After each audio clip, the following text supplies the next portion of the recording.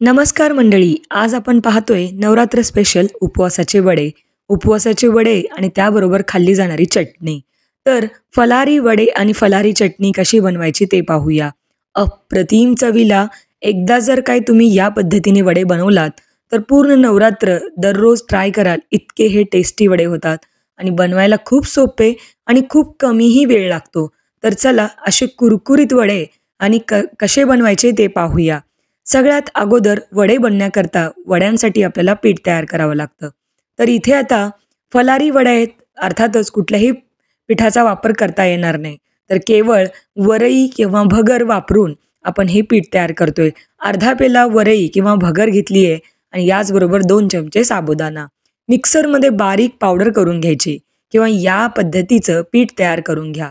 त्यानंतर हे पीठ अगदी बारीक जर तुम्ही केलं नसेल तर चाळणीने चाळून घेऊ शकता. पण अगदी बारीक केलंय म्हणून मी चाळलं नाहीये.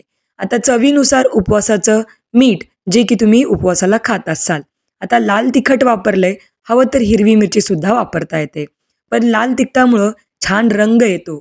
आता लाल तिखट वापरत असताना जर त्यामध्ये तुम्ही जर मीठ, इतर मसाले वापरत असाल बनवत असताना, तर ती मिरची पावडर बिलकुल वापरू नका. पण आम्ही उपवासाकरता वेगळी मिरची पावडर दरवर्षी घरी बनवत असतो, ज्यामध्ये केवळ मिरची असते. आता अशा प्रकारे आपल्याला थोडं थोडं पाणी टाकून व्यवस्थित पीठ मिक्स करून घ्यायचे. वड्यांचं जे पीठ आहे ते या पद्धतीचं असलं पाहिजे.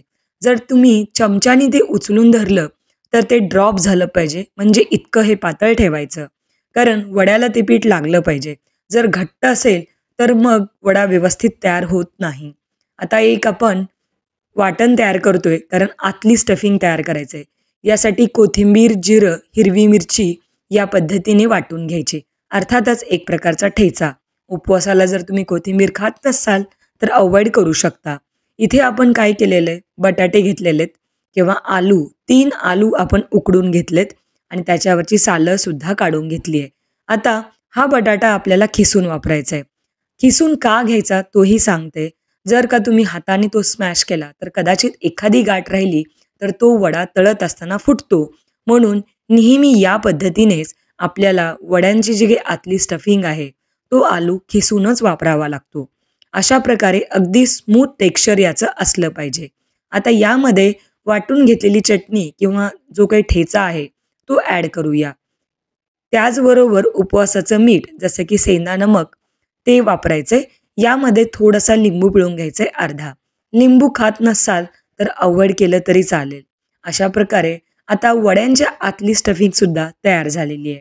बारीक चिरलेली कोथिंबीर ॲड करा आणि थोडंसं अजून लिंबू अशा प्रकारे पिळून घ्या आणि परत एकदा चमच्यानी सगळी जिन्नस व्यवस्थित मिक्स करून वड्यातली आतली स्टफिंग तयार करा. आता यामध्ये थोडीशी बाइंडिंग येण्याकरता आपण शेंगदाण्याचं कूट वापरतो.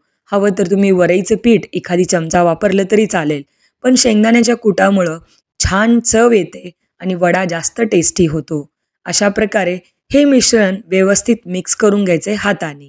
तुम्ही पाहू शकता, जर का याच्यामध्ये एखादी जरी बटाट्याची किंवा आलूची गाठ राहिली तर वडा हा तेलामध्ये फुटू शकतो किंवा बस्ट होण्याची शक्यता असते. त्यामुळं या पद्धतीनंच वड्याचं आतली स्टफिंग तुम्ही तयार करून घ्या. छोट्या छोट्या आकाराचे वडे तयार करा. जेवढा वडा तुम्हाला आवडत असेल खायला त्या पद्धतीने तयार करून घ्या. तुम्ही पाहू शकता मीडियम साईजचे वडे मी तयार करून घेतलेत आणि वड्यांच्या बाहेरचं जे काही आवरण असतं त्याचंही पीठ आपण ऑलरेडी भिजत ठेवलं होतं. साधारणतः एक 10 मिनटं तरी पीठ भिजावं, म्हणजे छान हे पीठ व्यवस्थित मुरलं जातं आणि वड्यांना चांगल्या पद्धतीने कोटही होतं. अशा प्रकारे आता वडा व्यवस्थित हातावर घोळून घ्यायचा, म्हणजे तो अगदी गोल होतो. त्यानंतर पिठामध्ये मिक्स करा. वरून चमच्यानी या पद्धतीने त्याला पीठ लावून घ्या. आता गरम गरम तेलामध्ये हे वडे तळून घ्या. तळून घेत असताना तेल कडकडीत छान गरम करायचं आहे. जर तेल गरम झालं नसेल तर वडा टाकल्याबरोबर खाली जातो आणि तो चिकटतो सुद्धा. म्हणून आपल्याला इथे तेल छान गरम करणं गरजेचं आहे. अशा प्रकारे आता वडे तळून घ्या. तुम्ही पाहू शकता वड्यांचं वरचं जे आवरण आहे ते कुरकुरीत होतं आणि वडा आतमध्ये सॉफ्ट राहतो. अशा प्रकारे हे फलारी वडे खाण्यासाठी म्हणजे अतिशय टेस्टी लागतात आणि अगदी बनवायलाही सोपे आहेत. नवरात्रामध्ये दररोज उपवासाचे पदार्थ तुम्ही ट्राय करत असाल तर नक्की एकदा या पद्धतीचे वडे ट्राय करा. तो साबुदाणा वडा किंवा तीच ती साबुदाणा खिचडी खाऊन बोर झाला असाल तर नक्की एकदा हे फलारी वडे तुम्ही ट्राय करू शकता. वडा तळत असताना गॅसची फ्लेम मीडियम टू लो ठेवा. म्हणजे वडा कुठेही करपणार नाही आणि वडा पूर्ण आतमध्येपर्यंत व्यवस्थित तळला जाईल. अगदी कुरकुरीत तयार होईल. अशा प्रकारे फलारी वडे टिश्यू पेपरवर काढून घ्या. जेणेकरून थोडंफार एक्स्ट्रा ऑइल असेल तेही निघून जाईल. अशा प्रकारे आता दुसऱ्या टप्प्यातील वडे तळत असताना 1 ते 2 मिनिटं तेल गरम होऊ द्या.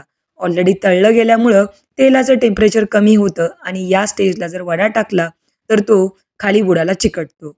म्हणून नेहमी तेल गरम होऊ द्यायचं आणि मग दुसऱ्या टप्प्यातील किंवा दुसऱ्या घाण्यातील वडे तळून घ्यायचे. अशा प्रकारे हे उपवासाचे वडे तुम्ही नक्की ट्राय करा. आता दुसऱ्या टप्प्यातील वडेसुद्धा मी तळून घेतलेत आणि तळत असताना थोड्याशा हिरव्या मिरच्याही तळून घेतल्यात. या साबूत मिरच्या आहेत. यातलं जे काही बिया असतील त्या तुम्ही काढूनही तळू शकता, म्हणजे जास्त तिखट होणार नाहीत. पण मिरची तळत असताना नेहमी स्लिट करावी, म्हणजे मधोमध चिरावी. कारण मिरची बऱ्याचदा तेलामध्ये उडू शकते. म्हणून त्या थोड्याशा चिरून घ्याव्यात आणि मगच तळाव्यात. अशा प्रकारे वडेही आपले तयार आहेत. बघा, बघता क्षणी खावं असं हे वडे तयार आहेत.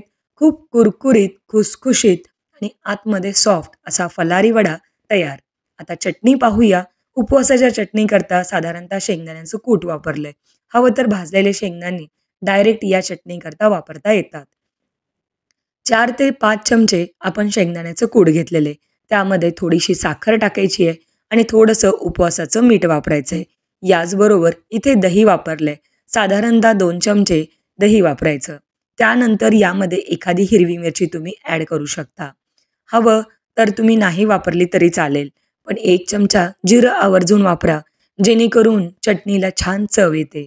बारीक चिरलेली कोथिंबीर आणि एका मिरचीचे 2 तुकडे करून मी वापरलेले आहेत. आता मिक्सरमध्ये ही चटणी अगदी बारीक वाटून घ्या. हवं तर या चटणीला तुम्ही तडका देऊ शकता. पण ही चटणी असेही छान लागते. अगदी बनवायला सोपी आहे. अगदी पटकन बनते आणि तुम्ही कधीही ट्राय करू शकता. अशा प्रकारे चटणीची कन्सिस्टन्सी पाणी टाकून ॲडजस्ट करा. ज्या पद्धतीची तुम्हाला चटणी आवडत असेल त्या पद्धतीची चटणी तुम्ही बनवू शकता. तर अशा प्रकारे चटणी व्यवस्थित हलवून घ्यायची आहे.